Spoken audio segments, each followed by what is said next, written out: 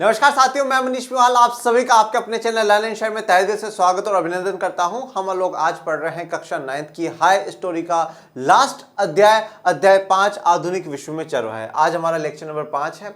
ये लेक्चर 5 है, इसके बाद एक लेक्चर और आएगा, फिर हमारा चैप्टर कंप्लीट हो जाएगा। हम लास्ट लेक्चर तक काफी कुछ पढ़ चुके हैं। हम भारत के चरवाहों के बारे में जान चुके थे और अब हम लोग अफ्रीका के चरवाहों के बारे में जान रहे थे। हम लास्ट लेक्चर में अफ्रीका के बारे में जाना और आज भी जानेंगे कि अफ्रीका के चरवाहे क्या हैं, किस प्रकार से अपना जीवन व्यतीत कर रहे हैं। आज का हमारे दो मुख्य टॉपिक है। एक तो चरागाहों का क्या हुआ का यहाँ पे तात्पर्य क्या है, यहाँ पे क्या हुआ मतलब क्या है। देखिए एक्चुअल में क्या है कि हमने देखा था कि अफ्रीका पर भी औपनिवेशिक शासन था, ठीक है। जो उपनिवेशवाद है, जो ब्रिटिशर्स है, उनका शासन था और किस प्रकार से जो जर्मन ईस्ट अफ्रीका है उनसे उन्होंने लिया था और कब लिया था हमने लास्ट लेक्चर में देखा था।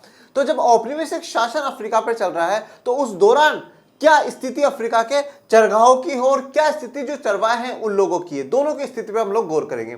हम ये भी जानेंगे कि किस प्रकार से जो हमारा अफ्रीका महाद्वीप है, आप लोगों ने अगर कभी बहुत ध्यान से अफ्रीका महाद्वीप का जो मानचित्र है उसको देखा है तो आपको देखने को मिलेगा कि बिल्कुल ऐसा लगता है कि जो देश है वो बिल्कुल ऐसे सटीक तरीके से बटे हुए हों, बराबर बटे हुए हों। भाई इतना सा क्या हो, ये वाला देश है, बिल्कुल ऐसा लगता हो कि स्केल रख करके क्या हो, पार्टीशन करा गया हो, बांटा गया हो। वो भी हम लोग आज चर्चा करेंगे। उसके बाद जो नेक्स्ट टॉपिक है, सरहदें बंद हो गई। सरहदें का मतलब क्या होता है, जो बॉर्डर्स हैं वो बॉर्डर्स क्या हो गई, बंद हो गई। कौन सी बॉर्डर्स बंद हो गई, जहां से ये लोग एक जगह से दूसरी जगह मूव करते थे, आते थे, जाते थे, वो बॉर्डर्स बंद हो गए।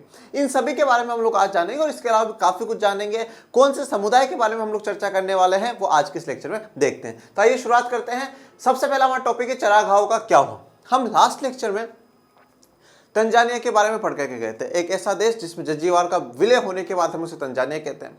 1919 में जर्मन ईस्ट अफ्रीका से उसको ब्रिटिश शासन ने ले लिया था। ओके, फिर वो आजादी की तरफ बढ़ता है और फिर उसमें जंजीबार का विलय होने के बाद 1964 से हम लोग उसे क्या है, तंजानिया का नाम दे देते हैं। ये सारी कहानी हमने तंजानिया के बारे में पढ़ चुके थे। हमने देखा था कि अफ्रीका महाद्वीप में अलग अलग प्रकार के जो घुमंतु समुदाय है वो हमें देखने को मिलते हैं। और घुमंतु का मतलब क्या, जो एक जगह से दूसरी जगह घूमते रहते हो और अपना जो रेवड़ होता है, रेवड़ क्या है, जो जानवरों का समूह है, जो ग्रुप है, उनको साथ लेकर के चला करते थे। आज यहाँ है, फिर आज इनको यहाँ चराएंगे, फिर नेक्स्ट डे क्या होगा, नेक्स्ट डे मतलब अगले मौसम में, अगले सीजन में वो दूसरी जगह चले जाएंगे, फिर घूम फिर करके वहां आते। तो ये घुमंतु चरवाहों का सिस्टम चला था। ये जो पूरा व्यवस्था थी, पूरा सिस्टम था, भारत में किस प्रकार से काम कर रहा था हम लास्ट के शुरुआत के 3 लेक्चर्स में देख चुके हैं। और कहीं ना कहीं हमें देखने को मिल रहा है ये जो औपनिवेशिक शासन है, इनके विचारधारा सभी जगह एक जैसी, सभी जगह ये गरीबों का, जो पिछड़े हैं उन लोगों पे जुल्म और शोषण ढा रहे हैं। जैसे भारत में करा वैसा ही स्थिति क्या है चरवाहों की अफ्रीका में भी हो रही है। जब ब्रिटिश शासन अपने अधीन ये जो तंजानिया वाला इलाका है, जब इसको ले लेगा, ये तंजानिया नहीं, ये केनिया है, तंजानिया नीचे वाला है और ये जंजीबार का इलाका है जो विलय होने के बाद तंजानिया बनता है। तो ये इसको ले लेगा तो वहां पर भी क्या होगा, वही स्थिति चरवाहों की होगी जो भारत में हुई कि उनकी संख्या धीरे धीरे कम होने लग जाती है। वो अपने मवेशियों की, अपने जानवरों की संख्या कम कर देते हैं, उनको चरागाह नहीं मिलते, काफी समस्याओं का सामना उन्हें करना पड़ता है। तो क्या क्या समस्याएं थी आइए जानते हैं। मासाइयों की सबसे बड़ी समस्या यह रही कि उनके चरागाह दिनों दिन सिमटते जा रहे थे। अब ये सबसे पहली बात, मासाइयों कौन है। अब आप लोगों ने जिन्होंने भी लास्ट लेक्चर्स देखे उनको बात पता होगी। मासाई एक समुदाय है, एक घुमंतु समुदाय है जो एक जगह से दूसरी जगह घूमता है। इस मासाई समुदाय का किस प्रकार से शब्द कहां से निकल करके आया है वो भी जानेंगे और इस मासाई समुदाय के बारे में थोड़ा सा डिटेल में अभी नेक्स्ट स्लाइड पर ही जानेंगे कि मासाई समुदाय है कौन है। तो ये मासाई समुदाय की सबसे बड़ी समस्या क्या हो रही थी कि चरागाह दिनों दिन सिमटते जा रहे थे। वो स्थान दिन पे दिन कम होते जा रहे थे जहां पे ये अपने जानवरों को चराने के लिए ले जाते थे।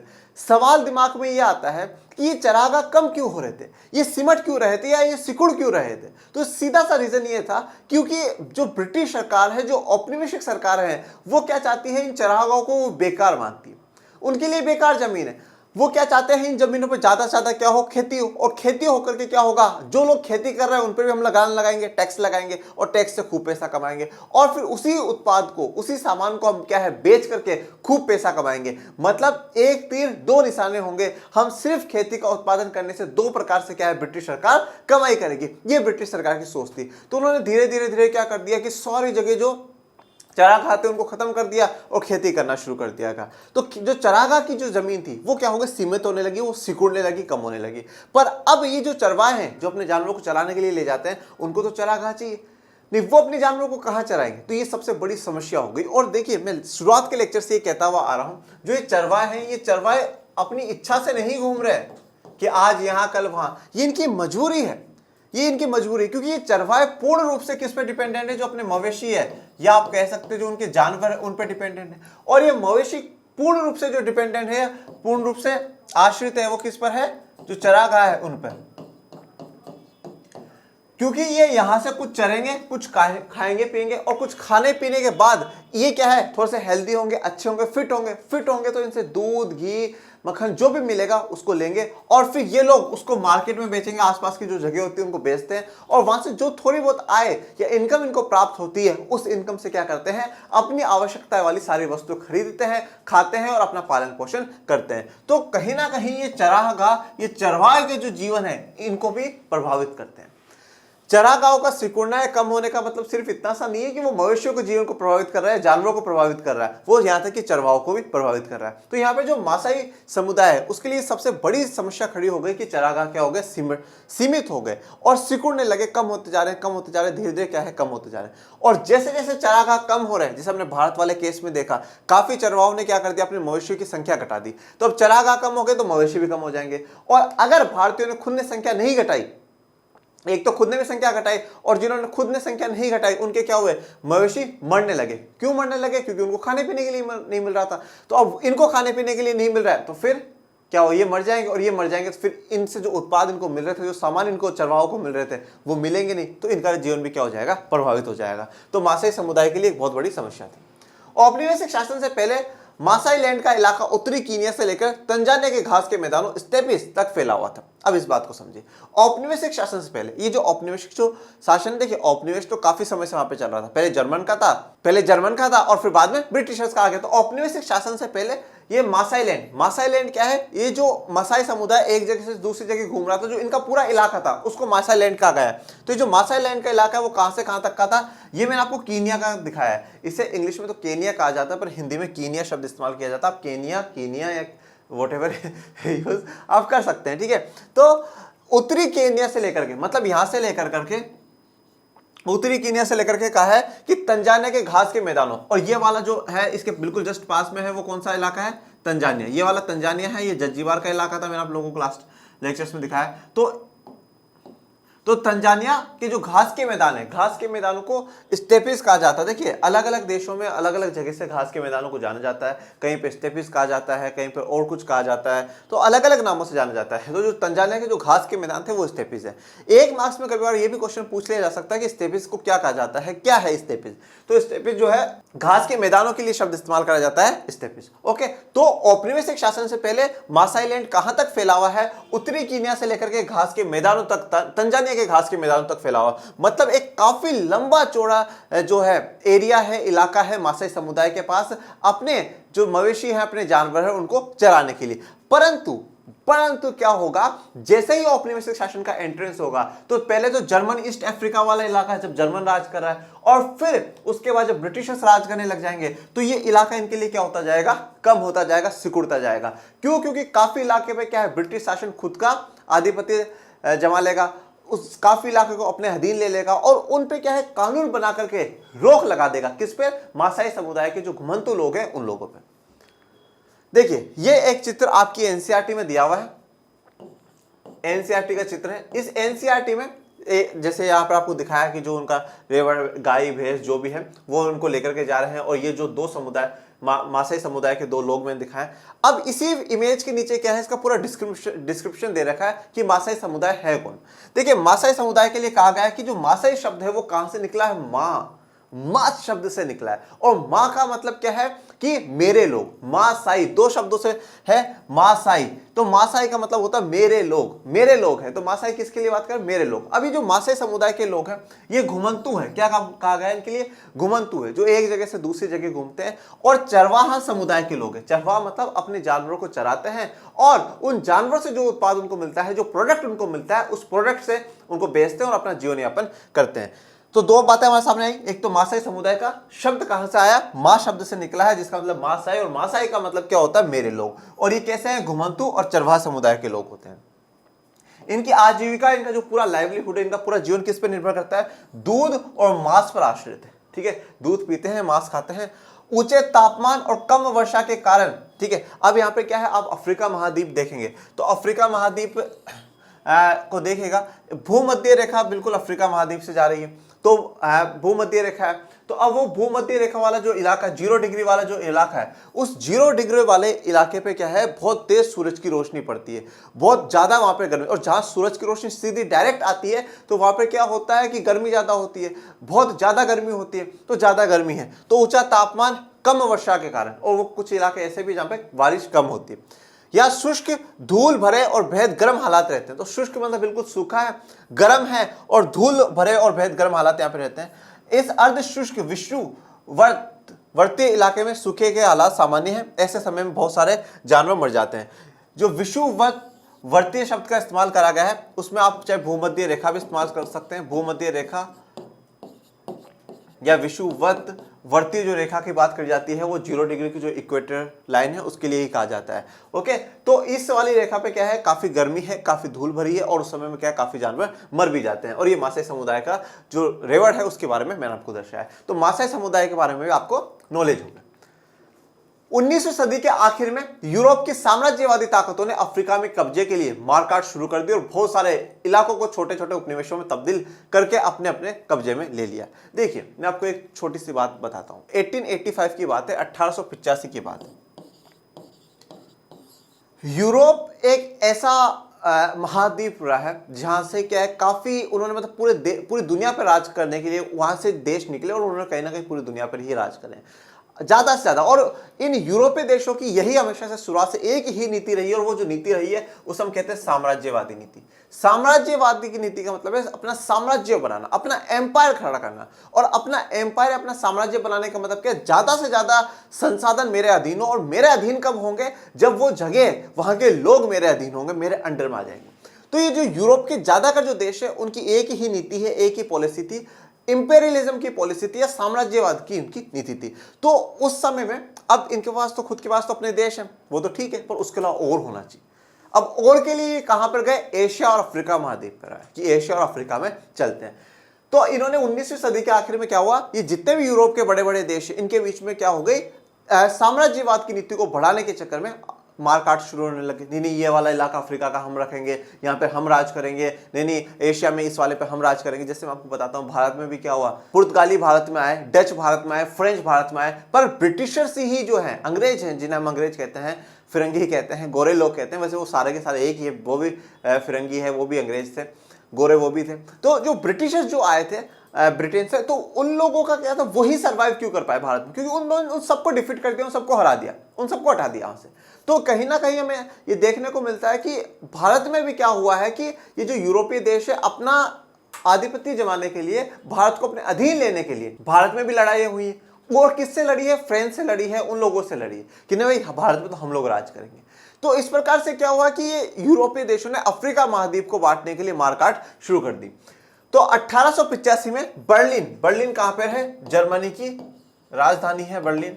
तो बर्लिन में एक बैठक होती है इन बड़े बड़े यूरोपीय देशों की, और बर्लिन का जो मानचित्र है उसको इसी प्रकार से कुछ बांट लिया जाता है। देखिए, मैं आपको मानचित्र अफ्रीका का दिखाता हूं, वैसे अफ्रीका का ही है, मैंने इस पर विशेष कुछ देश दिखाए, पर आप देखिए कि ये किस प्रकार से, ये बिल्कुल ऐसा, ये स्ट्रेट लाइन है, ये बिल्कुल सीधी लाइन है।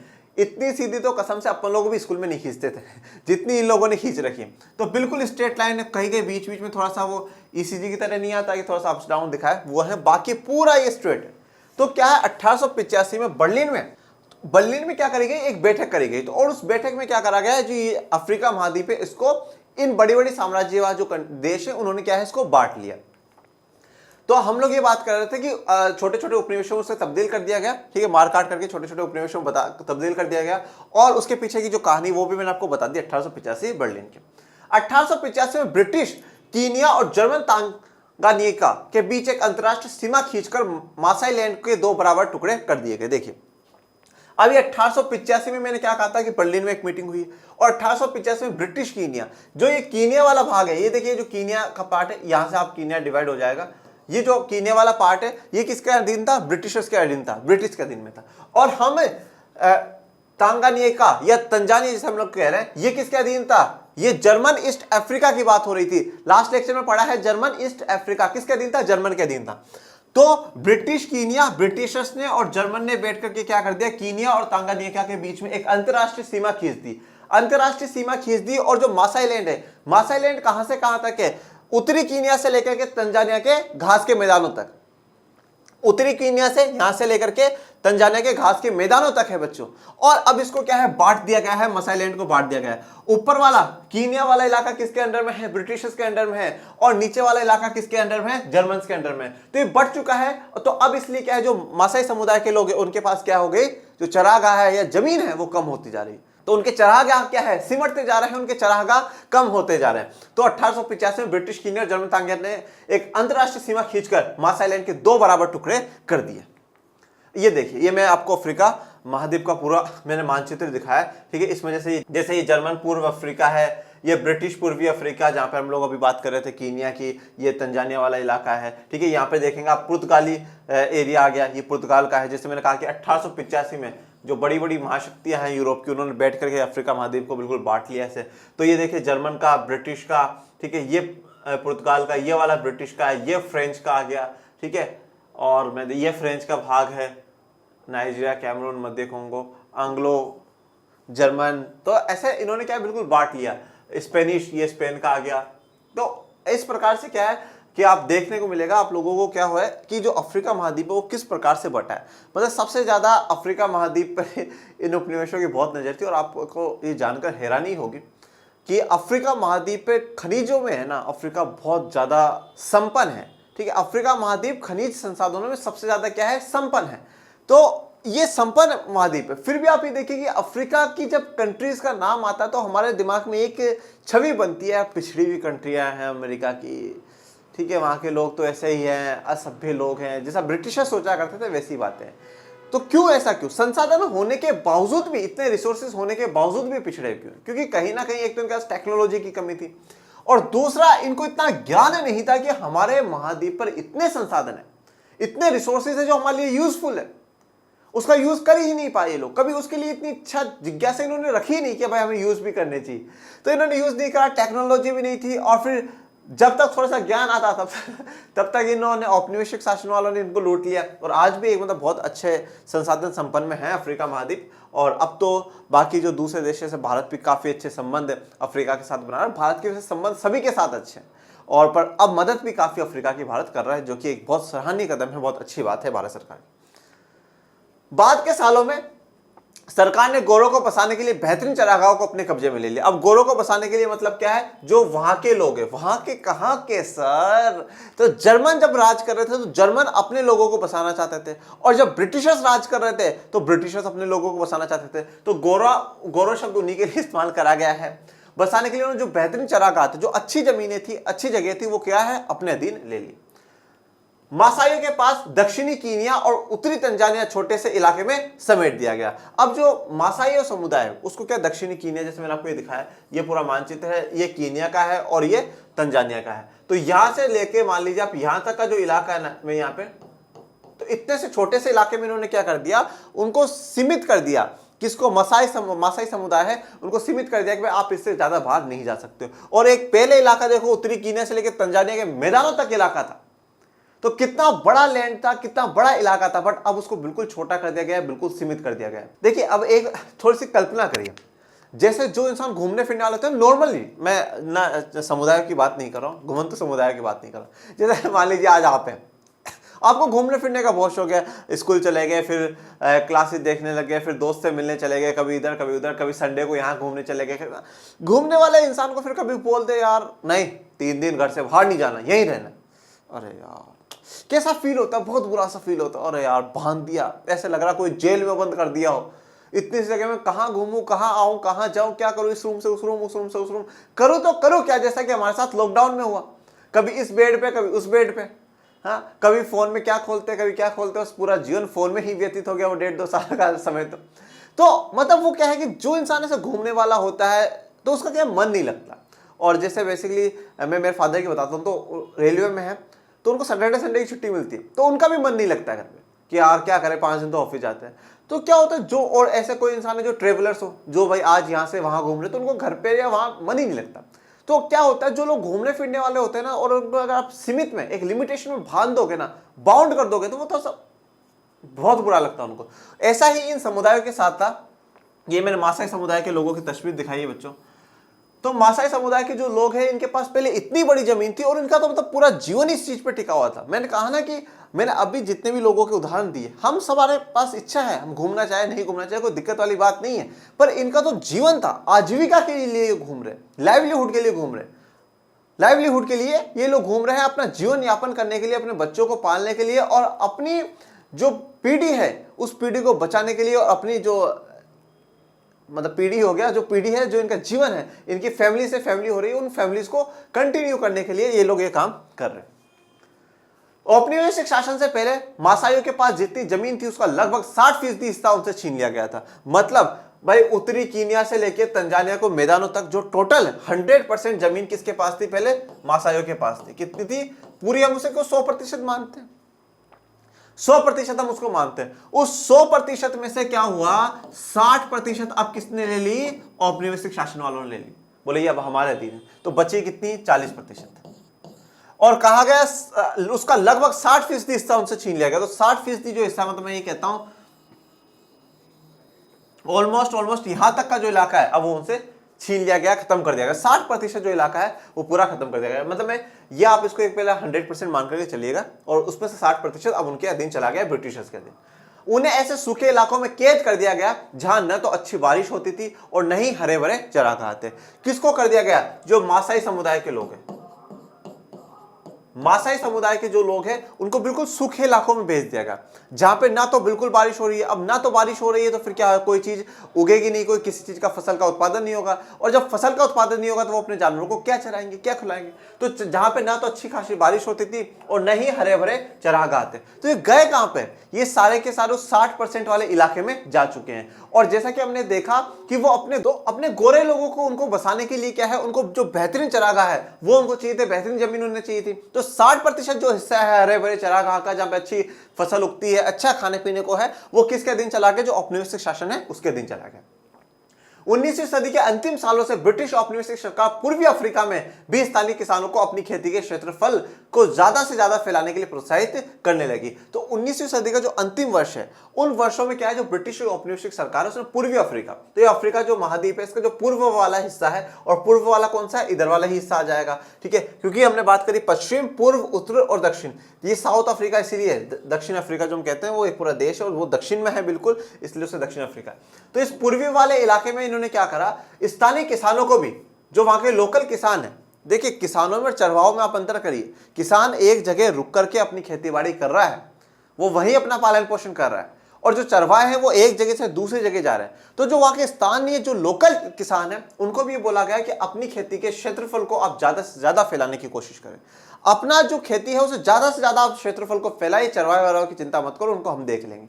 आप ज्यादा से ज्यादा क्षेत्रफल फैलाओ और क्षेत्रफल पर ज्यादा से ज्यादा ऐसी फसलों का उत्पादन करो जो फसलें क्या है, हमारे काम आ रही है, जिन्हें हम इंग्लैंड बेच करके खूब पैसा कमा सकते हैं। तो प्रोत्साहित किया गया उनको, उत्साहवर्धन उनका किया गया।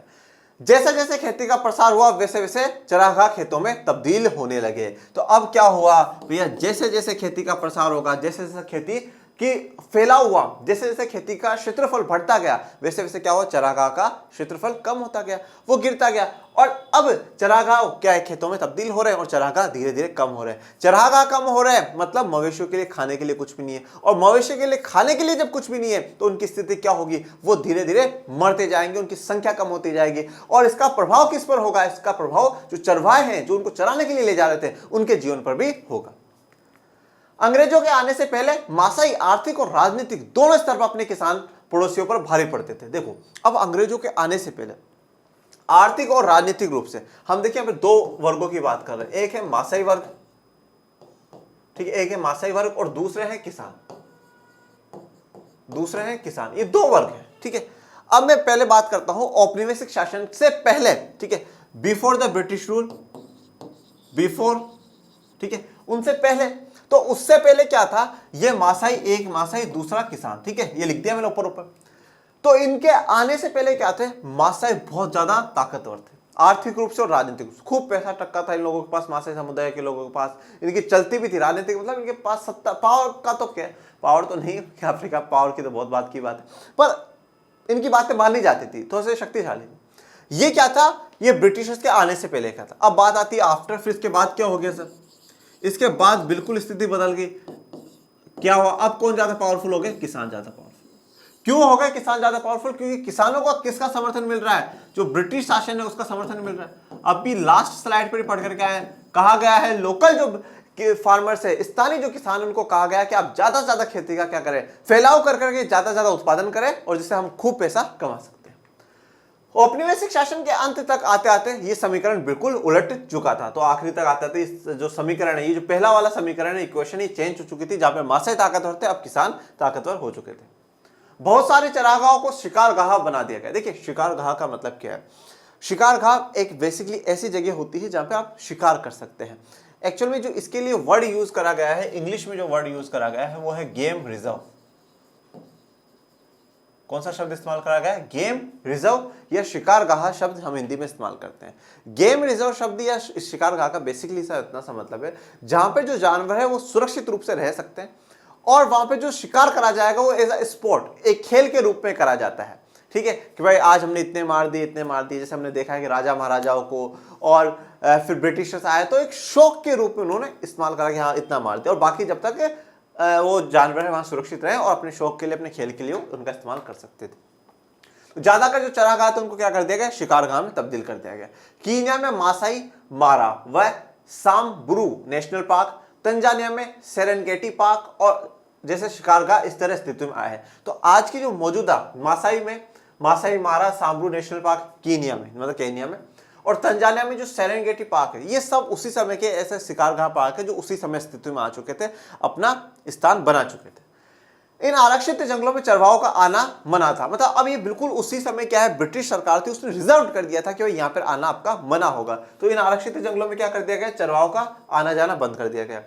इन इलाकों में न तो वे शिकार कर सकते थे और न अपने जानवरों को चरा सकते थे। तो इन इलाकों में न वो शिकार के लिए आ सकते और न ही अपने जानवरों को चरा सकते हैं। तो उनके चरागाह क्या हो गए, सिकुड़ते गए, कम होते गए। ऐसे बहुत सारे आरक्षित जंगलों में अब तक मासाई अपने ढोर डंगर चराया करते थे। ढोर डंगर का मतलब जो अपने जानवर है, अपने मवेशी है, उनको चराया करते थे। ठीक है, और ये ब्रिटिश शासन से पहले की बात है, औपनिवेशिक शासन से पहले उनको काफी जगह चराया करते थे, तो तब तो पाबंदी थी नहीं।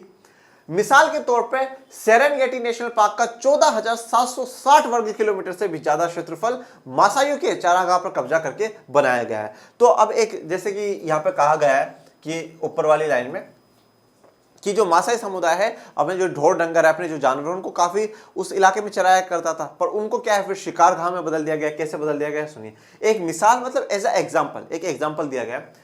जो सेरेंगेटी नेशनल पार्क बनाया गया उसका 14,760 वर्ग का एरिया है, और उस 14,760 वर्ग किलोमीटर एरिया कहां से लिया गया है, ये जो मासाई समुदाय का चरागाह था उस पर कब्जा करके। मतलब मासाइयों का जो चरागाह था उस पर कब्जा करा और उस पर क्या कर दिया गया, वो पार्क बना दिया गया। ओके, तो मतलब यहां पे चरागाह किसके गए हैं, उन मासाई समुदाय के लोगों के गए। अच्छे चरागाह और जल संसाधनों के हाथ से निकल जाने की वजह से उस छोटे से इलाके पर दबाव बहुत ज्यादा बढ़ गया, जिसमें मासाइयों को धकेल दिया गया था। अब लिंक करिए, स्टार्टिंग में अपन लोगों ने क्या बात पढ़ी थी, मासाइयों को कहां पे धकेल दिया गया था, दक्षिणी कीनिया से लेकर करके उत्तरी तंजानिया। ठीक है, जैसे मैं यहां पे वो पूरा बना देता हूं, ये जो मैंने व्हाइट लाइन खींची है, ये व्हाइट लाइन दिखाती है ऊपर कीनिया को और इसके नीचे वाला तंजानिया वाला इलाका। तो कीनिया का तो कौन सा, दक्षिणी इलाका है। ओके, मैं यहाँ पे 1 2 3 4, ये कौन सा है, दक्षिणी कीनिया का इलाका है, और इसके जो तंजानिया का ये उत्तरी इलाका हो जाएगा। तो इस वाले छोटे से इलाके में क्या हो गया था, उनको धकेल दिया गया था। यही बात अभी हम लोग पढ़ रहे थे, इस इलाके में धकेल दिया गया और धकेल दिया गया। अब देखिए मासाइयों के पास बहुत ज्यादा रेवड़ है, बहुत मवेशी है, तो अब इस इलाके पर क्या है, दबाव आने लगा। क्यों, क्योंकि पहले यहां से लेकर के यहां तक की जमीन थी बच्चा, मासाई लैंड यहां से यहां तक का था। ठीक है, अब उसको बिल्कुल इतना सा सिकुड़ दिया गया, इतना कम कर दिया गया। तो अब जो मवेशियों का जो चढ़ने का जो है उसका पूरा का पूरा दबाव इस वाले इलाके पर आ चुका है। एक छोटे से इलाके में लगातार चराई का नतीजा यह हुआ कि चरागाहों का स्तर गिरने लगा। अब एक जगह बार बार में चराते जाओगे तो कभी तो वो घास फूस वो खत्म होगी। पहले तो क्या हो रहा था, इस मौसम में यहाँ चराया, फिर दूसरी जगह चले गए, तब तक वो उस मौसम में वो रिकवर हो जाता था। पर अब क्या है, अब तो ऐसा नहीं है, एक इसी इलाके में आपको क्या है, चराना है, और इसी इलाके में वो जब चरा रहे हैं तो एक दिन ऐसा भी स्थिति है जब चरागाहों का स्तर बिल्कुल गिरने लगा, बिल्कुल क्या हो गया, कम हो गया। चारे की हमेशा कमी रहने लगी। अब चारे की कमी रहने लगी, और जब चारे की कमी रहने लगी तो मवेशियों का पेट भरना भी एक स्थायी समस्या बन चुका था। तो अब मवेशियों का क्या है, पेट नहीं भरा जाएगा, पेट नहीं भरा जाएगा तो क्या होगा, वो मरना शुरू हो जाएंगे धीरे धीरे, उनका संख्या जो है वो कम हो जाएगी, उनकी संख्या कम हो जाएगी। और संख्या कम होना सिर्फ और सिर्फ मवेशियों की संख्या कम होना ये नहीं दर्शाता कि सिर्फ और सिर्फ जानवरों पर प्रभाव पड़ा है या चरागाह पर प्रभाव पड़ा है। इसका सीधा सीधा प्रभाव हमें चरवाहे के जो जीवन है उस पर भी देखने को मिलता है। सीधा सीधा जो इसका प्रभाव है हमें चरवाहों के जीवन पर भी देखने को मिलता है। ओके, मतलब बेसिकली देखिए, आपको ज्यादा कंफ्यूज होने की या परेशान होने की जरूरत नहीं। जैसी स्थिति हम भारत में देख रहे थे वैसी स्थिति हम अफ्रीका में देख रहे हैं, कोई बहुत बड़ा बदलाव नहीं देख रहे हैं। ओके, तो इतना दिक्कत वाली बात है। अब सरहदें बंद हो गई, जो बॉर्डर्स थे वो जब बॉर्डर्स पूरे क्लोज कर दिए गए, इससे आप बाहर नहीं जा सकते, इस इलाके को क्रॉस नहीं कर सकते, करोगे तो जुर्माना लगा दिया जाएगा। जो घुमंतु आपकी एक्टिविटी है, जो आप एक जगह से दूसरी जगह घूमते हैं, इसको भी जब बंद कर दिया गया तो वो देखते हैं। 19वीं सदी के आखिरी दशकों से औपनिवेशिक सरकार उनकी आवाजाही पर तरह तरह की पाबंदियां लगाने लगी। 19वीं सदी के आखिरी में के जो दशक है, आखिरी के जो कुछ समय है, उसमें औपनिवेशिक सरकार ने उनकी आवाजाही पर, आने जाने पर क्या काफी तरह की पाबंदियां लगा दी, काफी तरह की रोक लगा दी। मासाइयों की तरह अन्य चरवाह को भी विशेष आरक्षित इलाकों की सीमाओं में कैद कर दिया गया। तो सिर्फ और सिर्फ ऐसी बात नहीं है कि ये मासाई समुदाय के साथ ही हुआ है, ठीक है। हमने देखा था अफ्रीका महाद्वीप में अनेक अनेक जो चरवाहे समुदाय है उनकी बात हम लोगों ने करी, पर हम विशेष करके मासाई समुदाय के बारे में ही इस चैप्टर में पढ़ रहे हैं, ज्यादा के बारे में नहीं। तो सिर्फ ऐसी बात नहीं कि मासाइयों के साथ ही औपनिवेशिक शासन की कोई दुश्मनी थी, बिल्कुल भी ऐसी बात नहीं थी। वो जितनी बाकी अन्य जो चरवाहे थे उनको भी क्या उन विशेष आरक्षित क्षेत्रों में जाने के लिए मना कर दिया कि आप वहां पर भी आप भी नहीं जा सकते, और कुछ विशेष इलाकों में उनको क्या कैद कर दिया गया, उनके रोक दिया गया कि इससे बाहर आप नहीं जा पाओगे, ठीक है। इस एरिया को आप क्रॉस नहीं करोगे, ये आपकी जो घुमंतु एक्टिविटी है बंद करो, क्योंकि इससे हमें बहुत प्रॉब्लम होती है, ना तो हम आपको कंट्रोल कर पाते हैं, ना टैक्स लगा पाते हैं, बहुत सी समस्या ब्रिटिश शासन को देखने को मिल रही है। अब ये समुदाय इन आरक्षित इलाकों की सीमाओं के पार आ जा नहीं सकते थे, तो बिल्कुल भी क्रॉस नहीं कर सकते थे। वे विशेष परमिट लिए बिना अपने जानवरों को लेकर बाहर नहीं जा सकते थे, तो अब उनको क्या एक विशेष परमिट लेना पड़ता था। और परमिट का मतलब क्या है, आपको परमिशन लेनी है। क्या करना है, आपको परमिशन लेनी है वो काम करने की जो आप करना चाहते हो। अब क्या काम करना चाहते हो, आप अपने जानवरों को चराना चाहते हो। जैसे कि हमने इंडिया में देखा कि पास सिस्टम इन लोगों ने चलाया, तो पास पर क्या होता था, जो पास सिस्टम चलाया गया, पास व्यवस्था चलाई गई थी, उसमें क्या करा गया, उसमें सबसे पहले भाई आप सभी चरवाहों को क्या है पास दिया गया। उस पर यह लिखा हुआ होता था मवेशियों की संख्या, नंबर ऑफ कैटल्स और नंबर ऑफ जो एनिमल्स है कितने हैं, भाई 10 हैं। अच्छा, तो 10 के हिसाब से आप इतना टैक्स दोगे, टैक्स का कैलकुलेशन होकर के कर जो है वो लगाया दिया जाता था। फिर उसके बाद डेज, आप कितना समय कितने दिन वहां पर व्यतीत कर सकते हो, 2 दिन 3 दिन 4 दिन, तो उसमें लिखा हुआ होता था। और अगर आपने उन समय को नहीं माना, अगर आप उस समय के बाद तक भी रुके गए तो आप एक भारी जुर्माना लगाया जाता। तो ये पास सिस्टम थी, तो एक तरीके से परमिट मिल गया आपको, ठीक है, एक परमिशन आपको मिल गई कि हाँ भाई आप आ जा सकते हो। तो ये विशेष परमिट उनको लेना पड़ता था, लेकिन परमिट हासिल करना भी कोई आसान काम नहीं था। देखिए, अगर ब्रिटिश सरकार चाहती ही कि नहीं चरवाहे चरे, चरवाहे अपने जानवरों को चराने के लिए ले जाए, अगर चाहती ब्रिटिश सरकार तो इतनी पाबंदियां नहीं लगाती। सही बात है ना भाई, आज मैं बोलूं ये भी मत करो, ये भी मत करो, ये भी मत करो, ये भी मत करो, ये भी मत करो, और करना है तो मुझसे पूछो। तो भाई जब नहीं कर, अगर पूछना है, आप करने ही देना चाहते हैं तो आप हमें मानते ही नहीं ना, पाबंदी लगाते ही नहीं ना। तो इन्होंने क्या करा, पहले पाबंदी लगा दी। अब इसका मतलब ये चाहते ही नहीं कि घुमंतु चरवाहे एक जगह से दूसरी जगह घूमे, इनके जानवर चरे हुए, बहुत बेकार लग रहा ब्रिटिशर्स। तो अब वो परमिशन देंगे ही क्यों, तो परमिशन लेना भी एक बहुत बड़ी बात हो गई। परमिशन ले ली, परमिट मिल गया, तुझे वाह वाह वाह, परमिट मिल गया। मतलब परमिट मिलना मतलब एक तो आपने बहुत भारी लगान आपने उनको भरा है, बहुत मतलब काफी समस्या उन चरवाहे के समुदाय को देखने को मिल रही है। इसके लिए उन्हें तरह तरह की बाधाओं का सामना करना पड़ता था और उन्हें तंग किया जाता था। तंग कौन करता था उन्हें, जो ब्रिटिश सरकार है वो उन्हें तंग करती थी, परेशान करती थी, ठीक है, कि भाई तुम ऐसा करो, ये दिखाओ, ये करो, कितने तुम्हारे पास मवेशी है, कितने दिन ले जाओगे, काफी जो मतलब अलग अलग प्रकार के सवाल पूछ करके उनको बेफालतू में परेशान किया जाता था। उनके सामने काफी बाधाओं मतलब काफी समस्याओं को उनको सामना कर करके वो परमिट मिलता था। अगर कोई नियमों का पालन नहीं करता था तो उसे कड़ी सजा दी जाती थी, और अगर आपको परमिट मिल गया और अगर आपने नियमों का पालन नहीं करा तो आपको कड़ी सजा दी जाती थी। और बिना परमिट लिए अगर आप किसी जंगल में जा रहे हैं, किसी स्थान पे जा रहे हैं, तो आप पे और भी बहुत बुरी सजा आप पे लगाई जाती थी। चरवाहों को गौरों के इलाके में पड़ने वाले बाजारों में दाखिल होने से भी रोक दिया गया। ठीक है। तो अब क्या है कि सिर्फ और सिर्फ जंगलों में जाने से नहीं, तो जिन जिन इलाकों में गोरों के घर थे या उनमें बाजार थे, उन इलाकों से जाने के भी रोकते हैं। बोले जो घुमंतु लोग हैं, ये जो अश्वेत लोग हैं, काले रंग के लोग हैं, इनको रोक दो, ये हमारे गोरों के क्या है एरिया से भी नहीं गुजरेंगे, बाजारों से भी नहीं गुजरेंगे। बहुत सारे इलाकों में तो वे कई तरह के व्यापार भी नहीं कर सकते थे, अब वो व्यापार भी नहीं कर सकते, ट्रेड भी नहीं कर सकते थे।